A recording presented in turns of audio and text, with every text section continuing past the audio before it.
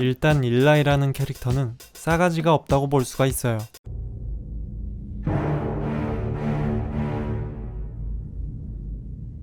저번 영상에서 주인공 다니엘 플레인뷰에 대해 알아봤고요. 이번엔 일라이 선데이라는 캐릭터를 분석해 보겠습니다. 입체적인 모습을 보여주는 다니엘에 비해 일라이는 매우 일관적이고 단편적인 인물이라고 볼 수 있습니다. 그냥 미친놈이에요. 많은 사람들이 종교를 볼 때 거부감이나 혐오감을 느끼게 하는 어떤 광기적인 이미지들을 아주 잘 보여주죠. 폴 다노 배우가 진짜 연기를 잘했는데, 암튼 일라이라는 캐릭터는 신의 이름을 빌려서 사람들을 속여먹는 미친 사기꾼 새끼라고 볼 수가 있습니다. 제가 봤을 때도 그렇고 주인공 다니엘의 눈에도 그 이상 그 이하도 아닌 새끼로 보였을 겁니다. 일단 일라이라는 캐릭터는 싸가지가 없다고 볼 수가 있어요. 유정탑 기공식 전날 다니엘에게 찾아와서 자신이 기공식 행사에서 축복 기도를 할 수 있도록 해달라고, 아니 해달라고가 아니라 그렇게 하라고 하죠. 거의 명령조로요. 아니 그딴 식으로 말하면 당연히 안 해주지. 나라도 안 해주겠다. 안 그래요? 다니엘은 알겠다고 말은 했지만 유정탑 기공식 행사에서 축복 기도는 자신이 해버리고, 일라이가 원했던 소개 멘트 이곳의 자랑스러운 아들 일라이는 이곳의 자랑스러운 딸 메리라고 의도적으로 바꾸어서 쓰여집니다. 한 방 매긴 거죠. 마지막 씬에서도 보면 일라이는 얼마나 버릇이 없는지 남의 집에 약속도 없이 찾아와서 자는 사람을 집에 불났다고 소리 지르며 깨우질 않나, 자연스럽게 집주인 허락도 없이 술을 꺼내 먹질 않나, 누가 보면 지네 집인 줄 알겠어요. 근데 일라이가 왜 이렇게 싸가지가 없어졌을까요? 제가 일라이를 일관적인 캐릭터라고 했지만 그에게도 전환점이 하나 있긴 있습니다.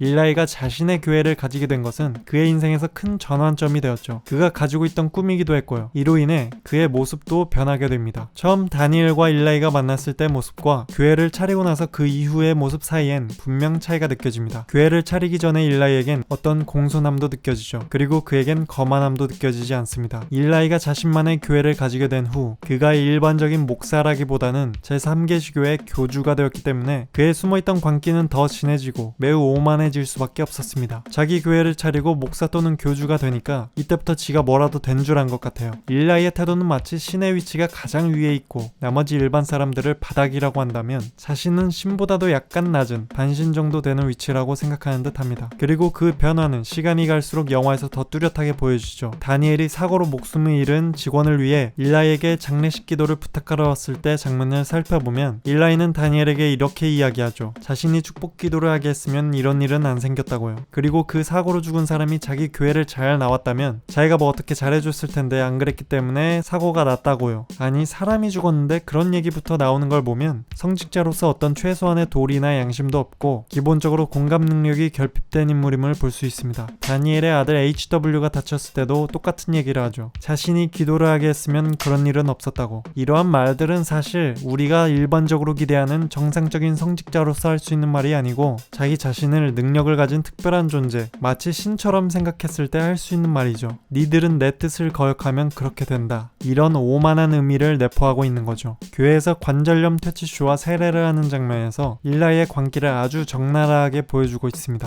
영화의 배경은 지금으로부터 약 100년 전입니다. 일반적인 이성과 논리로는 이야기가 참 힘들지만 지금 같은 21세기 현실에서 아직도 이런 일들이 너무 많은 곳에서 일어나고 있죠. 아무튼 그리고 다니엘에게 5,000달러 달라고 했다가 호되게 바꿨을 때를 한번 살펴보면 집에 와서 자신의 아버지 에이블에게 헐값의 땅을 넘겼다며 화풀이를 하죠. 일라이는 멍청한 사람은 신이 구원해주지 않는다고 말합니다. 신의 이름을 빌려서 실제로는 자신이 하고 싶은 말을 하는 것이죠. 이런 일라이의 교주스러운 태도는 교회에서 집까지 연장된 것을 볼 수 있습니다. 그리고 다니엘에게 정보를 판 자신의 형제 폴을 언급하며 에이블에게 멍청한 아비의 멍청한 아들이라고 말합니다. 에이블을 자신의 아버지가 아닌 마치 제3자인 것처럼 말하죠. 제가 봤을 때 일라이가 자신도 폴과 같은 에이블의 자식이면서 이렇게 말하는 것은 교주라는 자신의 권위와 역할에 아주 심취해 있는 거라고 볼 수 있습니다. 일라이는 교주로서 이젠 자신 위에는 신밖에 없는 거고 자신이 부모님 보살핌 아래 가족 안에 속해 있던 과거는 잊은 채 그 권위에 취해 가장인 자신의 아버지조차도 아래로 내려다보고 있는 모습입니다. 근데 한 가지 짚고 넘어가야 할 건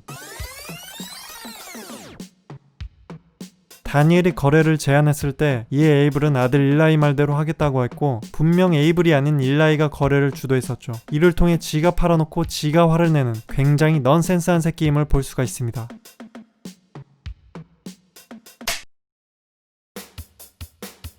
마지막 장면에서 하나님은 미신이다라고 외치면서 일라이의 뒤틀린 그 신앙심이 안에서부터 무너지는 모습을 보여주죠. 대부분 종교에서는 신은 전지전능한 존재로서 모든 걸 꿰뚫어 볼 수 있다고 생각하기 때문에 겉으로라도 내뱉는 그런 말 한마디 한마디는 당연히 굉장히 중요하다고 생각하고 아무도 알지 못하는 속마음까지도 굉장히 중요시 여깁니다. 그래서 종교인에겐 어떤 숭고함이나 순수함 이런 것도 요구되죠. 그렇기 때문에 이 장면에서 이런 멘트를 날리는 일라이는 돈을 위해서 자신이 믿는다는 신도 팔아먹을 수 있다는 것을 보여주고 있어요. 심지어 자신에게 경제가 위험할 것이라는 것을 알려주지 않았다며 신을 원망하기까지 하죠. 이런 일라이가 보여준 모든 모습들을 살펴보면 그에게 종교는 실질적으로 사업일 뿐이었으며 그가 믿은 것은 신보다는 돈에 가까웠고 신을 믿는 것이 아니라 신을 매개체로 하여 다른 사람들이 나를 믿게 하는 것이 진짜 목표였던 거죠.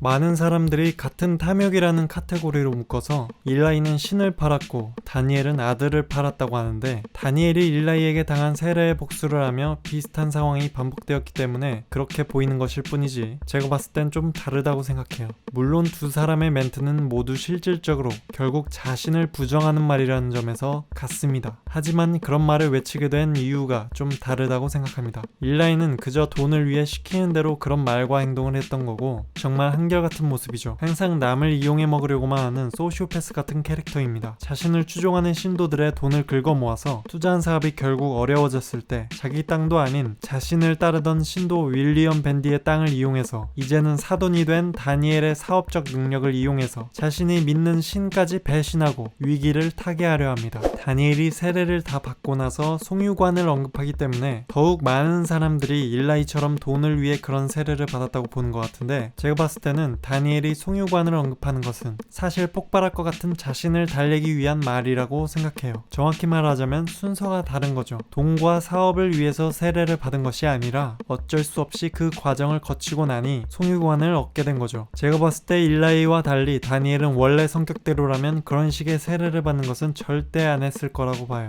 그렇기 때문에 그렇게 악에 바친 복수를 한 거겠죠. 다니엘이 세례를 통해 자신이 필요한 것을 얻은 것은 맞지만 실질적으로 거의 선택의 여지가 없는 상황이었어요. 밴디 씨가 자신이 살인한 사실을 알았고 그렇게 가서 세례를 안 받으면 자신의 사업 계획이 힘들어지는 정도가 아니라 감옥에서 평생 썩을 수도 있는데, 그렇게 감옥에 가면 자신의 인생도 그렇지만 아들은 또 어떻게 합니까? 그때 다니엘에게 돈이 중요한 게 아니었습니다. 다니엘은 처음에 일라이한테 가서 세례를 받는 게 얼마나 싫었는지 밴디 씨에게 $3,000를 주겠다고 하고 그 다음에 $2,000를 더 얹어서 $5,000를 불러요. 일라이가 그렇게 갖고 싶어 했던 $5,000요. 하지만 밴디 씨가 자신이 사용한 총을 내밀자 더 이상 할 말이 없어졌던 거죠. 아마 가능하다면 돈은 얼마든지 더 불렀을 거예요. 제가 봤을 때 만약 다니엘이 가짜 헨리를 죽이고 묻은 일을 걸리지 않았다면 윌리엄 밴디 씨가 돈으로는 안 된다고 고집을 계속 피워서 땅을 얻기 위해 참고 억지로 세례를 받으러 갔다고 해도 그곳에서 일라이가 나는 아들을 버렸다고 외치라고 하는 순간 그 말을 들은 다니엘은 일라이를 진짜 죽도록 팼을 거예요. 그리고 땅을 안 내주겠다면 방법이 없는 것도 아니죠. 효율이 안 좋아서 그렇지 그 땅을 빙 돌아서라도 소유관을 설치하고 말았을 거라고 생각합니다. 아무튼 제가 봤을 때 이러한 상황을 고려한다면 다니엘이 세례를 받으러 간 것은 일라이 같은 탐욕 때문이 아닌 어쩔 수가 없어서 그랬다고 봅니다. 충분히 이해해줄 만한 상황이죠. 이렇게 이번 영상에서는 일라이 썬데이라는 캐릭터를 한번 분석해봤습니다. 근데 저번 영상에서 이런 댓글이 달렸더라고요. 이게 언제까지 이 영화만 리뷰하냐 라는 말인 것 같은데 아직 하나 남았습니다. 심층 리뷰면 이 정도는 돼야지, 안 그래요? 다음 영상도 기대해 주시고요. 끝까지 시청해 주신 여러분들 감사합니다.